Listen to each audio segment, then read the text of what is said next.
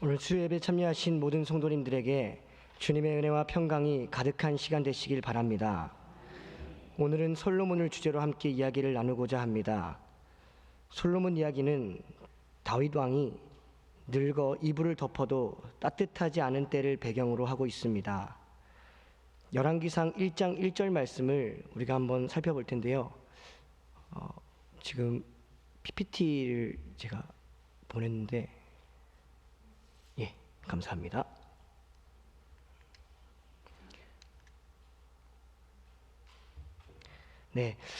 제가 PPT에 담아오지 못했는데 봉독해 드리도록 하겠습니다. 열왕기상 1장 1절입니다. 다윗 왕이 나이가 많아 늙으니 이불을 덮어도 따뜻하지 아니한지라. 이와 같이 이제 다윗의 사명은 끝나간다는 사실을 유추해 볼 수 있습니다. 이제 그의 아들 솔로몬으로 통치권이 이양되는 순간인 것입니다. 오늘 한번 잠시 우리 본문 말씀을 한 번 더 같이 봉독해 보도록 하겠습니다. 본문 말씀 우리 역대상 28장 말씀을 한 번 더 띄워주시면 감사하겠습니다. 같이 한번 우리 읽어보도록 하겠습니다. 내 아들 솔로몬아, 너는 내 아버지의 하나님을 알고 온전한 마음과 기쁜 뜻으로 섬길지어다. 여호와께서는 모든 마음을 감찰하사 모든 의도를 아시나니 내가 만일 그를 찾으면 만날 것이요 만일 내가 그를 버리면 그가 너를 영원히 버리시리라. 이 말씀을 그대로 좀 띄워주시면 감사하겠습니다. 여러분, 우리 다윗 왕이 아들 솔로몬에게 그렇게 말씀합니다. 너의 아버지의 하나님을 알고 온전한 마음과 기쁜 뜻으로 섬길지어다. 여호와께서는 모든 마음을 감찰하사. 여러분, 하나님께서는 온 땅을 두루 감찰하시고 우리 각각의 마음도 감찰하시는 것을 믿으십니까? 주님께서는 우리 마음을 꿰뚫어 보십니다. 사람은 외모를 보거니와 하나님 여호와께서는 우리 마음의 중심을 보신다는 것입니다. 겉보기에는 신앙생활을 잘하는 것처럼 보여도 그 중심에 무엇이 있는지를 주님은 아신다는 것입니다. 반면에 사람이 보기에는 초라해 보이고 별것 아닌 것처럼 보일 수 있는데 우리 하나님께서는 중히 여겨주실 수도 있다는 것입니다. 그렇기에 우리는 기준을 사람에게 두어서는 안 됩니다. 사람에게 보이기에 좋은 모습으로 살아가는 것이 아니라 사람에게는 조금 초라하게 보일지라도 우리 하나님 보시기에 아름답고 정결하고 주님 보시기에 거룩한 자녀로 살아갈 수 있게 되기를 예수님의 이름으로 축복합니다. 여러분, 주님께서 우리의 중심을 아시기 때문에 우리가 이렇게 많은 사람들과 같이 있을 때에도 그리고 우리가 홀로 있을 때에도 보시고 아신다는 것입니다. 많은 사람들은 대부분 사람들과 같이 있을 때에는 잘 속이지 못합니다. 무슨 말이냐면 포장을 하고 나오기 때문에 그 모습을 정확하게 어떻게 보면 알 수가 없다라는 것입니다. 그런데 여러분, 혼자 있을 때에는 자기의 모습이 잘 드러날 수 있는 거예요. 왜냐하면 아무도 보는 사람이 없기 때문입니다. 그런데 아무도 보는 사람이 없는 그때의 모습이 자기의 진짜 모습일진데 여러분, 그때에도 보시는 분이 있다는 사실을 우리가 기억해야 한다는 것입니다. 오히려 우리가 아무도 없는 그때에 주님을 인식할 수 있다면 우리는 정결할 수 있으며 우리는 그리스도 안에서 거룩하여 지는 것입니다.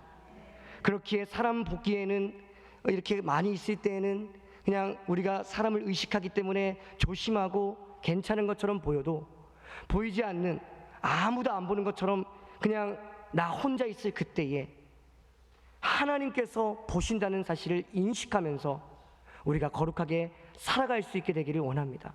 여러분, 오늘 등장하고 있는 솔로몬, 이 솔로몬이 바로 하나님을 찾았을 때에는 누구보다도 하나님을 잘 만났던 사람인데 오늘 말씀과 같이 그가 하나님을 버렸을 때는 너무나 처참하게 하나님께 버림받았던 사람이기도 한 것입니다. 오늘 우리가 하나하나 살펴보면서 한 사람이 하나님께로부터 쓰임받을 때는 어떻게 귀하게 쓰임받고 또 하나님께 버림받을 때는 어떠한 처참함을 당하는지를 우리가 살펴보았으면 좋겠습니다. 솔로몬 이름의 뜻을 잠깐 한번 살펴보도록 하겠습니다. 솔로몬의 이름의 뜻은 평화 또는 평화스러운이라는 의미입니다. 그의 가족의 배경을 보면 다윗은 헤브론에서 여러 아내를 통해 자녀를 낳았는데 헤브론에서 올라온 후에 예루살렘에서도 아내들과 첩들을 통해 자녀들을 낳았습니다. 그 가운데 예루살렘에서 밧세바를 통해 낳은 아들이 바로 솔로몬이었습니다. 솔로몬은 다윗이 밧세바를 간음해서 잉태된 첫 아이가 죽은 후에 하나님께서 다윗과 밧세바에게 허락하신 아들입니다. 하나님께서는 솔로몬을 지명하셔서 성전을 짓도록 선택하셨습니다. 한번 말씀을 제가 봉독해 드리겠습니다. 여호와께서 내게 여러 아들을 주시고 그 모든 아들 중에서 내 아들 솔로몬을 택하사 여호와의 나라 왕위에 앉혀 이스라엘을 다스리게 하려 하실세. 내게 이르시기를 내 아들 솔로몬 그가 내 성전을 건축하고 내 여러 뜰을 만들리니 이는 내가 그를 택하여 내 아들로 삼고 나는 그의 아버지가 될 것임이라. 여러분, 밧세바는 우리가 잘 알고 있듯이 우리야 장군의 아내입니다. 암몬 족속과의 전투 중에 다윗은 왕궁에서 저녁 때에 그 침상에서 일어나 지붕 위에서 거닐다가 목욕을 하고 있는 여인을 보게 됩니다. 다윗은 그 여인이 우리아의 아내라는 사실을 알고서도 범죄를 일으킨 것입니다. 그리고 그 사실을 감추고자 우리아를 살인하기까지 합니다.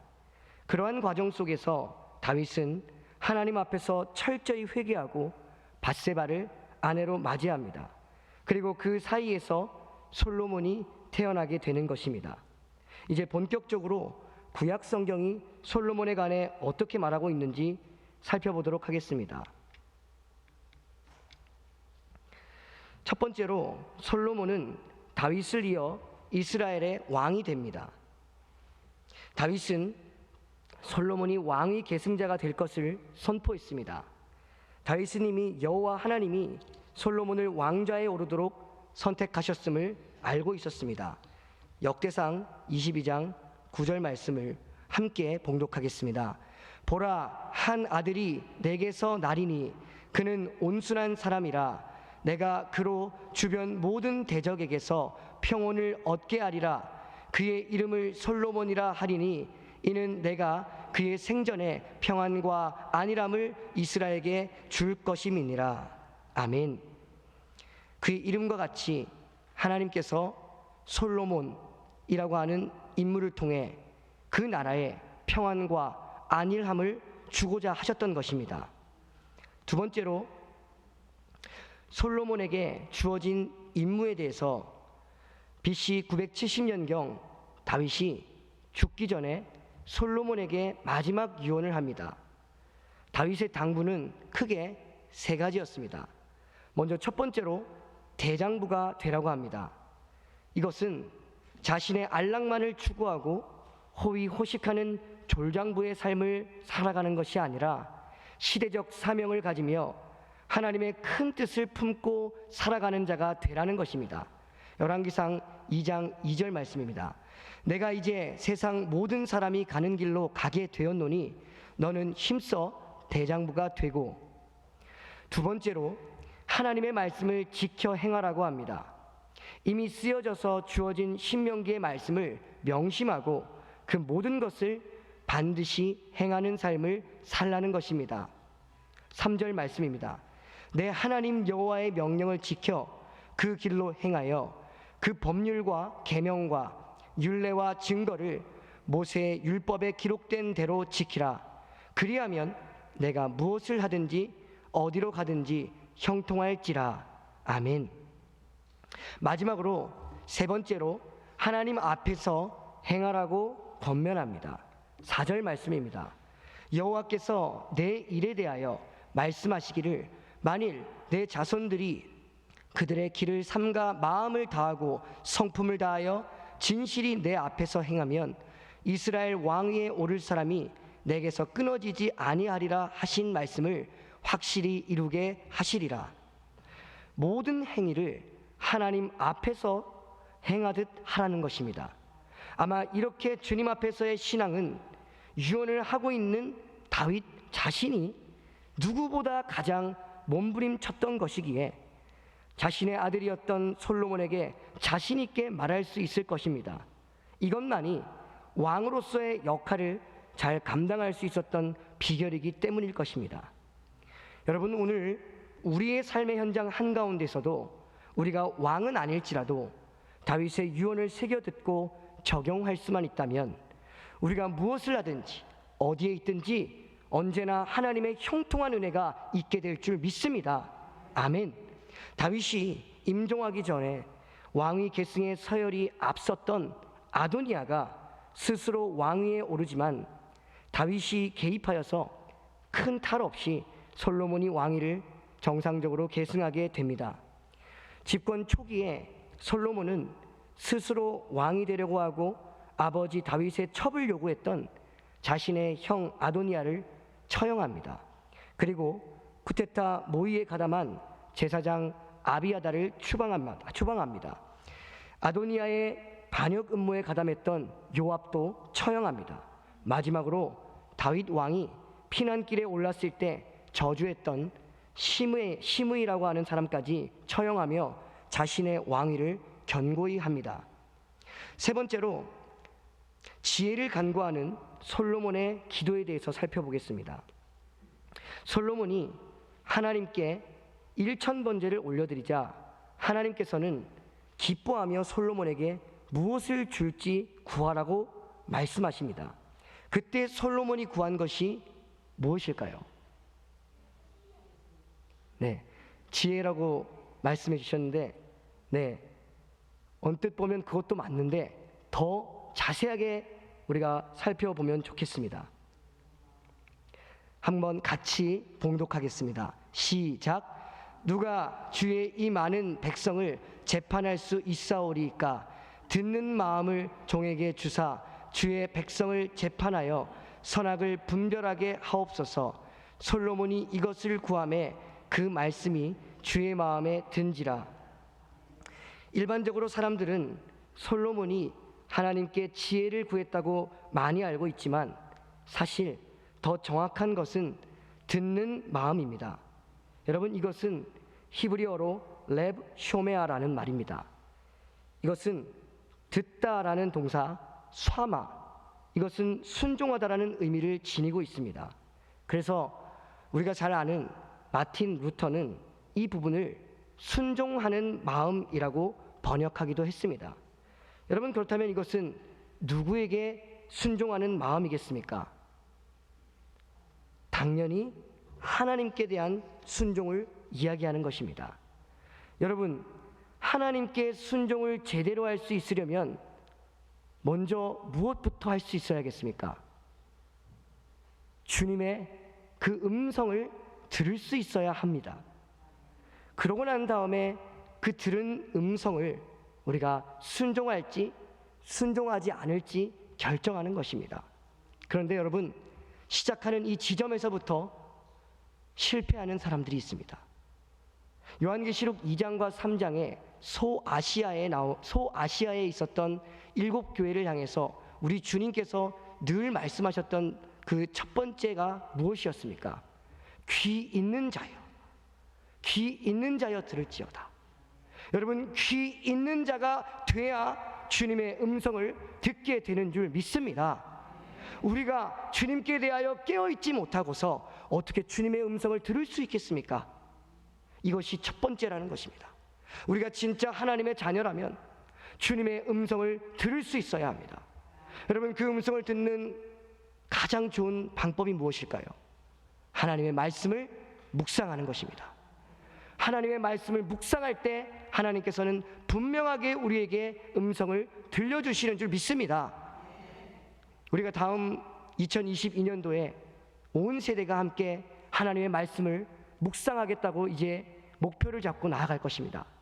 그렇게 우리가 주야로 하나님의 말씀을 묵상할 때에 밤에도 낮에도 새벽에도 언제나 주님의 음성을 듣게 될 줄 믿습니다. 아멘. 여러분, 그 음성을 들었다면 이제 두 번째는 무엇일까요? 그 음성에 순종할지 불순종할지 결정하는 것입니다. 여러분, 우리는 순종할 수도 있지만 불순종할 수도 있다는 것입니다. 요나는 주님의 음성을 듣는 자였을까요? 못 듣는 자였을까요? 분명하게 주님의 음성을 들었던 자였습니다. 아수르라고 하는 그 나라, 그리고 거기에 수도가 니느웨지 않습니까? 니느웨가 하나님의 진노를 피할 수 없는 상황에 놓이자 하나님께서는 그의 선지자 요나를 보내시고자 결정하십니다. 요나야, 네가 니느웨로 가서 회개하지 않거든 내가 심판하겠다고 선포해라.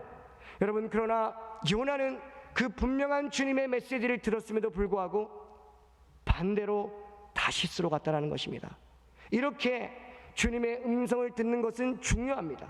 그러나 그 음성을 듣고 난 이후에 순종하냐 불순종하냐를 결정하는 것은 어찌 보면 주님의 백성들에게 더욱 중요한 것이라는 것입니다. 솔로몬이 하나님 앞에 구했던 것은 듣는 마음이었습니다. 그것은 더 자세하게 원어적으로 살펴보면 무엇이었다고요? 바로 순종하는 마음을 구했다는 것입니다. 여러분, 정말로 이게 지혜라고 믿으십니까?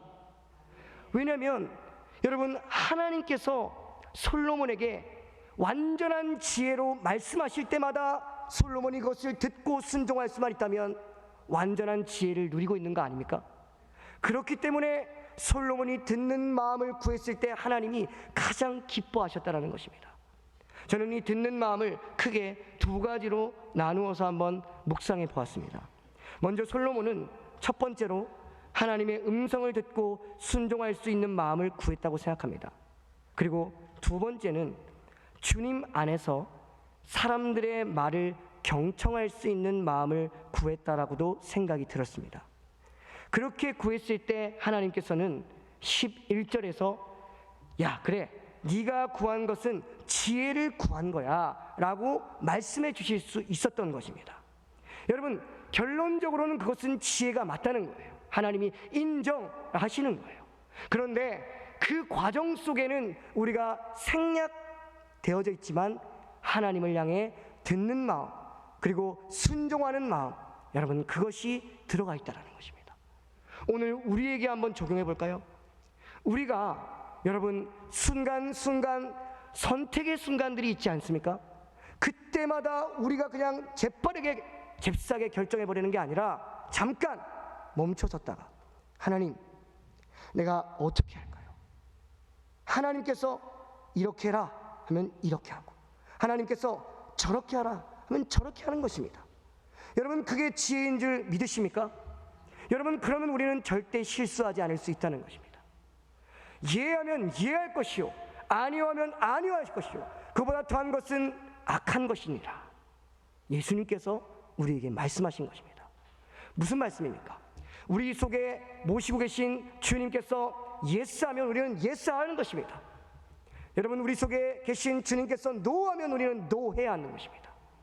아무리 좋은 그런 결정의 순간이 있을 때 여러분, 사람들이 다 예스해, 예스해, 누구라도 다 예스해 라고 말할 때 그 속에서 주님께서 노하면 노는 겁니다.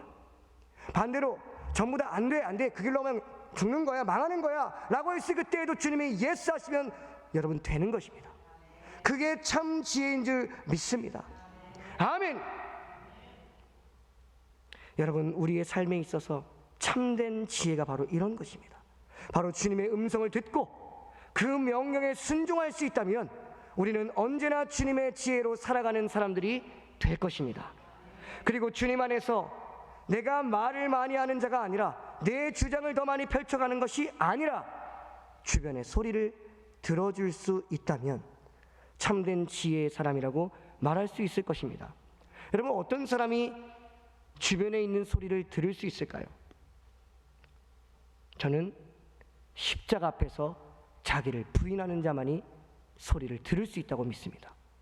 주님의 음성도 그렇고요, 주변에 있는 우리 형제의 목소리에도 귀 기울여 줄 수 있다고 믿습니다. 왜냐하면 우리가 못 듣는 이유는 우리의 자아가 너무나 강하기 때문인 것입니다. 내 생각이 너무나 강하고 내 자아가 너무나 강하고 내 뜻대로 돼야 하는 마음이 강하기 때문에 우리는 주님의 음성도 못 듣고 우리 주변에 있는 사람들의 말도 들을 수 없는 것입니다. 그렇기에 우리가 날마다 십자가 앞에서 자기를 부인하고 나아가는 자만이 주님의 음성도 듣는 것이고 주변에 있는 소리도 들을 수 있는 귀가 있는 것입니다. 여러분, 솔로몬은 아버지 다윗을 이어 백성들을 다스려야 되는 새로운 책임 앞에서 자신의 말과 같이 작은 아이와 같았기에 하나님의 도움이 절실히 필요했던 것입니다. 솔로몬의 지혜를 구하는 기도는 마치 신약에서 예수님의 주기도문을 연상시킵니다. 그것은 바로 그 나라를 구하는 기도이기 때문입니다. 그의 기도는 자기를 위한 기도가 아니라 하나님의 나라가 견고히 설 수 있는 지혜를 구하는 기도였습니다. 한편에서 이 기도는 솔로몬이 바로 자기를 부인하는 십자가의 도를 보여주는 기도이기도 했다는 것입니다. 만약 하나님께서 여러분들의 꿈에 나타나셔서 내가 내게 무엇을 줄고 너는 구하라 라고 당장 내일 여러분들의 꿈속에 나타난다고 하시면 여러분들께서는 즉시 무엇을 구하시겠습니까? 솔로몬은 자기 유익을 구하지 않았고 하나님의 마음을 기쁘시게 하는 대답을 했던 것입니다. 하나님께서 너무나 기쁘신 나머지 기도의 응답으로 그가 요구했던 것과 아울러 그 이상의 것을 허락해 주셨다는 것입니다. 솔로몬의 기도에서 우리는 참된 기도가 무엇인지를 배워야 합니다. 기도는 우리의 뜻을 이루기 위해 하나님의 마음을 움직이는 강청이 아니라 바로 하나님의 마음에 들었다라고 하는 것이 진정한 하나님 마음에 합한 기도인 것입니다. 그것이 바로 예수님께서 산상수훈에서 가르쳐 주신 기도입니다. 무엇입니까? 나라가 임하옵시며 뜻이 하늘에서 이루은 것 같이 땅에서도 이루어지이다. 바로 이 땅에 하나님의 나라가 이루어지게 하는 기도, 그것이 하나님의 마음에 맞는 기도인 것입니다. 이를 나타내고 있는 말씀이 바로 마태복음 6장 33절입니다. 여러분, 이 말씀은 다 같이 함께 봉독하도록 하겠습니다. 시작.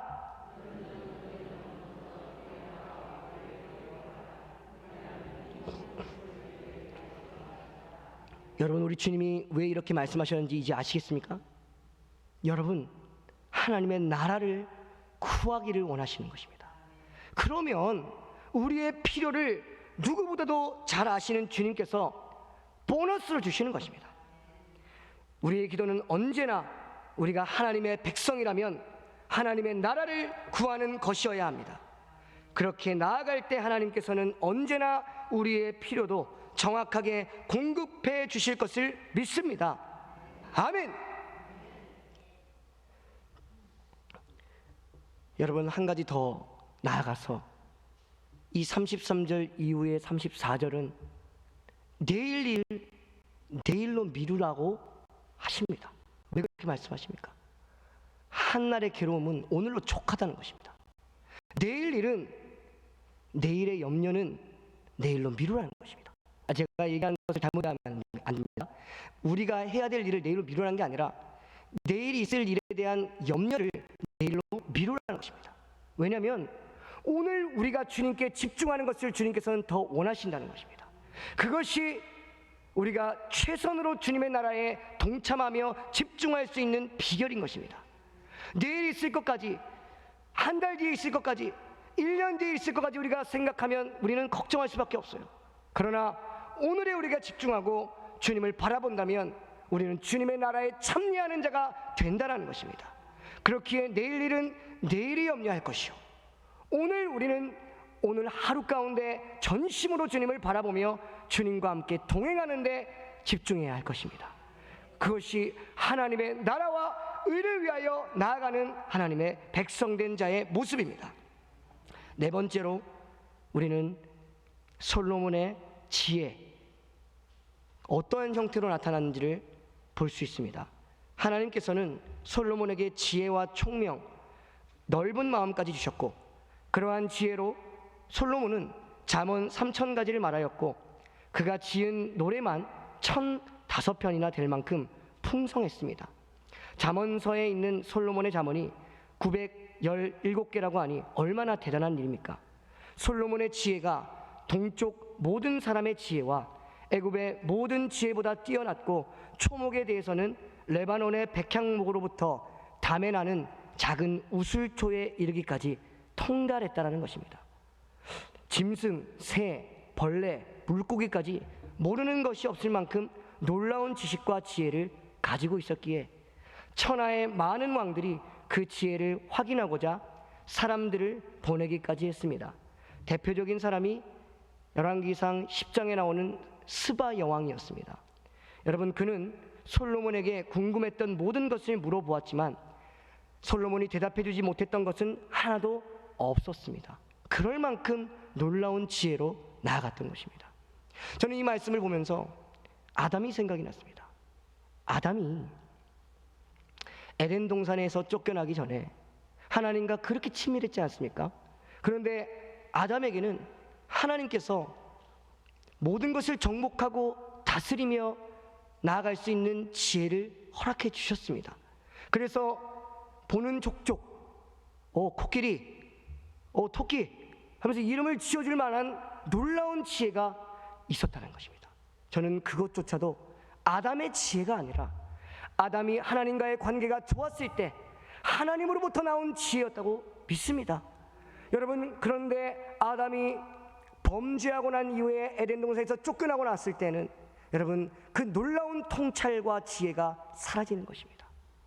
여러분, 그와 같이 오늘 이 솔로몬도 하나님과 연결되어 있기 때문에 이런 지혜에 통달할 수 있었다고 우리가 확신하고 우리도 주님께 붙어 있어야 될 줄 믿습니다. 솔로몬 자체가 대단한 게 아니에요.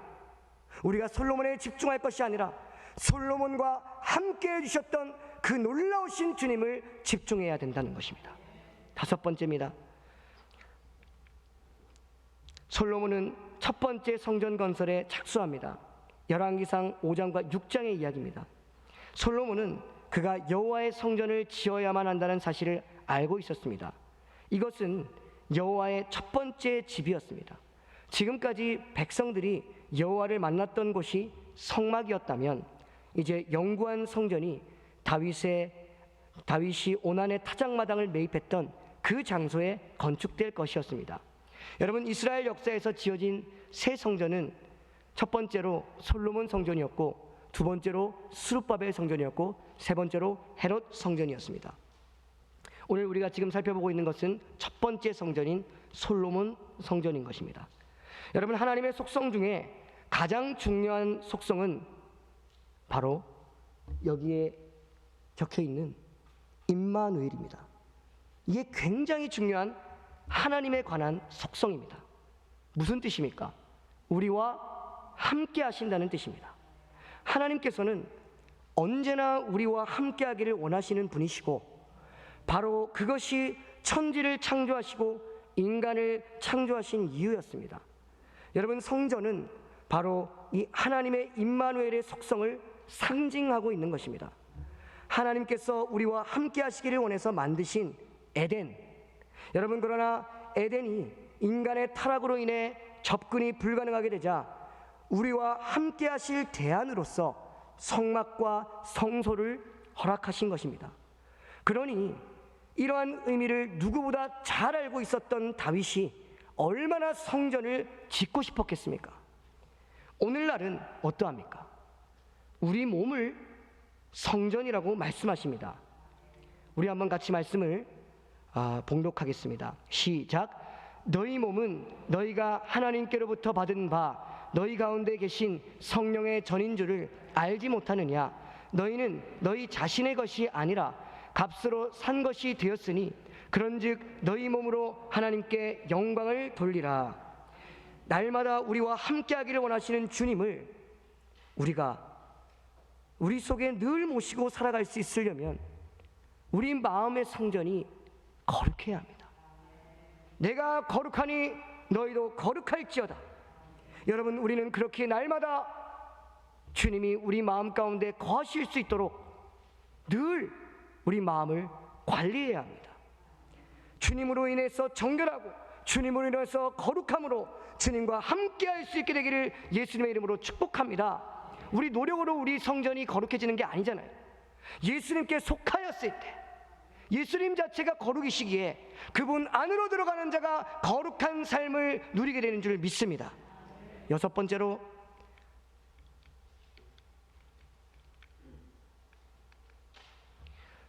여호와께서 두 번째로 솔로몬에게 나타나십니다.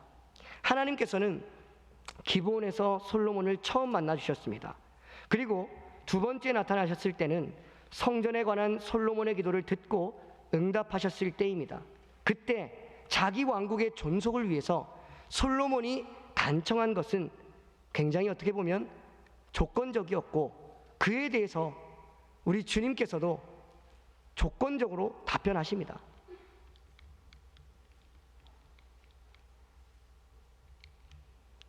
우리 한번 같이 말씀을 봉독하겠습니다. 내 이름으로 일컫는 내 백성이 그들의 악한 길에서 떠나 스스로 낮추고 기도하여 내 얼굴을 찾으면 내가 하늘에서 듣고 그들의 죄를 사하고 그들의 땅을 고칠지라. 여러분, 이와 같이 우리가 악한 길에서 떠나고 스스로 겸허히 주님 앞에 낮추면 하나님께서 우리에게 듣고 우리 죄를 사하시고 우리 나라와 우리 교회와 우리 가정과 우리 개개인을 고치신다고 약속하시고 있는 것입니다. 오늘날 코로나로 인해서 또 그 외에 많은 각 개개인의 가정의 나라의 어려운 일들 가운데 우리가 가장 먼저 해야 될 것은 바로 하나님의 얼굴을 구하며 하나님 앞에서 악한 길에서 떠나 겸허히 주님을 엎드려 주님을 바라보는 것인 줄 믿습니다. 그리할 때 주님께서 이 땅에 참된 구원을 허락해 주실 것입니다. 일곱 번째입니다. 하나님께 범죄한 솔로몬의 모습을 우리는 살펴볼 수 있습니다. 9장에서 열왕기상 9장에서 솔로몬의 부귀영화를 자세하게 알려주고 있습니다. 스바의 여왕이 솔로몬을 방문한 것만 봐도 솔로몬의 국제적 지위와 명성을 충분히 확인할 수 있습니다. 여러분, 이 부분에서 우리는 솔로몬이 하나님께 세 가지의 중대한 범죄를 행하고 있음을 볼 수 있습니다. 첫 번째는 외교적으로 평화를 유지하려는 마음에서 정략적으로 많은 이방 여인들과 결혼했다는 점입니다. 이것은 후에 유다로 하여금 우상 숭배에 빠지게 하는 구실을 주었습니다. 둘째로 이방 여인들로 하여금 자기들이 섬겨온 우상들을 섬길 수 있도록 종교적 자유를 허락하였다는 점입니다. 종교 혼합주의를 받아들인 셈입니다. 이것이 그 나라에 종교적 방종을 가져오게 되었습니다. 셋째는 솔로몬의 궁전과 성전 건축에 너무 많은 부역과 세금을 징수하고 국방의 의무까지 지었기 때문에 백성들은 폭발 일보 직전에 이르게 되었고 민심을 잃어버릴 지경에 놓이게 되었던 것입니다. 주님께 신실하지 못한 솔로몬의 행위가 초래할 결과는 분명한 것입니다. 여호와 하나님은 솔로몬의 언약 위반에 진노하십니다. 여러분, 아까 우리가 초반에 읽고 들어갔던 그 말씀 기억하시나요? 하나님을 찾으면 반드시 만날 것이요 하나님을 버리면 나도 반드시 버리리라. 여러분, 하나님은 인격적이시기 때문에 우리가 하나님을 간절히 찾고 원하면 만나주시지만, 지혜를 주시고 함께 해주시지만, 우리가 하나님을 원치 않고 다른 것을 선택하면 하나님도 떠나가신다는 것입니다. 우리의 신앙을 그렇기 때문에 날마다 철저하게 하나님과의 관계 속에 점검해 봐야 한다는 것입니다. 나는 지금 하나님을 찾고 있는 자인가? 아니면 나는 하나님과 상관없이 다른 것을 찾고 있는 자인가? 여호와 하나님은 솔로몬의 언약 위반에 진노하십니다. 하지만 그 가운데서도 하나님께서는 당신께 신실했던 다윗을 생각하며 솔로몬이 살아있을 동안에는 나라를 빼앗지 않겠다고 선언하십니다. 이 부분에서 우리는 주님께서 얼마나 인격적인 분이신지 더욱 잘 알 수 있습니다. 솔로몬이 누린 모든 평화와 번영과 권세와 지혜는 그렇기 때문에 하늘의 것이라고 생각하기보다는 차라리 없어 마땅할 뻔한 땅의 것이라고 봐야 될 것입니다. 그 능력이 하나님께 반역하는 죄로 그를 이끌었던 것입니다. 열왕기상 11장 1절과 3절을 우리 같이 함께 봉독하겠습니다. 솔로몬 왕이 바로의 딸 외에 이방의 많은 여인을 사랑하였으니 곧 모압과 암몬과 에돔과 시돈과 헷 여인이라. 왕은 후궁이 700명이요 첩이 300명이라. 그의 여인들이 왕의 마음을 돌아서게 하였더라. 마지막으로 솔로몬의 죄의 결과입니다. 하나님은 솔로몬의 죄에 대해 진노하시고 솔로몬이 죽은 후 그 나라가 둘로 나뉠 것이라고 말씀하셨습니다. 여로보암이 10개 지파를 취하게 되고 솔로몬의 아들 르호보암은 나머지 2지파만을 취하게 되었습니다. 하나님은 자비한 것이든 심판의 것이든 말씀한 약속은 정확하게 지키신다는 것을 볼 수 있습니다. 열왕기상 11장 11절입니다. 여호와께서 솔로몬에게 말씀하시되 내게 이러한 일이 있었고 또 내가 내 언약과 내가 내게 명령한 법도를 지키지 아니하였으니 내가 반드시 이 나라를 내게서 빼앗아 내 신하에게 주리라. 마지막으로 성경에서 우리는 솔로몬이 그가 행한 모든 일에 대해 죄책감을 느끼는 모습을 찾아볼 수 없습니다. 그 어디에도 회개의 말이나 슬픔의 눈물이 없습니다. 그리고 나서 솔로몬은 40년간 통치한 후에 60세 가까이 되어 죽었습니다. 여러분, 그렇다면 신약 성경에서는 솔로몬에 관해 어떻게 말하고 있을까요? 첫 번째로 솔로몬보다 더 큰 이가 여기 있다라고 하는 마태복음 12장 42절 말씀을 우리는 볼 수 있습니다. 심판 때 남방 여왕이 일어나 이 세대 사람을 정죄하리니 이는 그가 솔로몬의 지혜로운 말을 들으려고 땅 끝에서 왔음이거니와 솔로몬보다 더 큰 이가 여기 있느니라. 여러분, 솔로몬이 아무리 지혜로운 사람이었을지라도 예수님과는 비교할 수는 없습니다. 예수님은 지혜의 근본이시므로 그 안에 모든 지혜와 보화들이 감추어져 있기 때문입니다. 우리 한번 골로새서 2장 3절 말씀을 봉독하겠습니다. 그 안에는 지혜와 지식의 모든 보화가 감추어져 있느니라. 아멘. 그러므로 우리가 그 예수님 안에 거하기만 한다면 주님의 지혜는 언제나 우리 속에 충만해져 가게 되는 것입니다. 우리가 어디에 있든지 무엇을 하든지 예수님 안에서 나아간다면 우리는 솔로몬과는 비교할 수 없는 지혜로 삶을 경영해 나갈 수 있을 것입니다. 두 번째입니다. 솔로몬의 모든 영광으로도 입은 것이 이 꽃 하나만 갖지 못하였느니라. 여러분, 예수님은 들의 백합화를 비유로 사용해 우리의 아버지가 우리를 보살펴 주심을 말씀하셨습니다. 사실 생각해 보면 솔로몬의 인생이 얼마나 화려하고 굉장한 그런 모습이었습니까?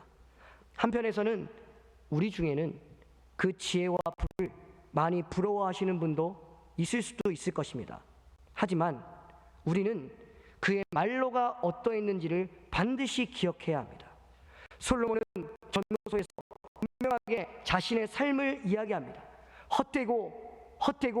헛되니 모든 것이 헛되도다. 본인이 누려왔던 모든 것들이 헛되도다. 그렇게 말씀하고 있는 것입니다. 이 땅에서 어떻게 살아가는 것이 중요한 것이 아니라 영원한 생명을 주시는 주님 안에서 만족하며 주님 한 분이면 충분하다고 고백하는 자가 솔로몬의 그 영화보다도 더 가치 있는 삶을 살아가는 것임을 믿습니다. 아멘. 오늘 여러분과 제가 그래서 육신에 속한 자가 아니요 이 세상에 속한 자가 아니요 오직 십자가의 도를 생각하며 십자가에서 자기를 부인하고 주님께만 속하여 주님 한 분만으로 만족함으로 하나님 나라에 속한 진정한 하나님의 백성으로 살아갈 수 있게 되기를 예수님의 이름으로 축복합니다. 아멘. 기도하겠습니다. 사랑하는 주님, 감사합니다. 오늘 솔로몬의 이야기를 통해 하나님을 간절히 찾는 자가 하나님을 만날 것이며 하나님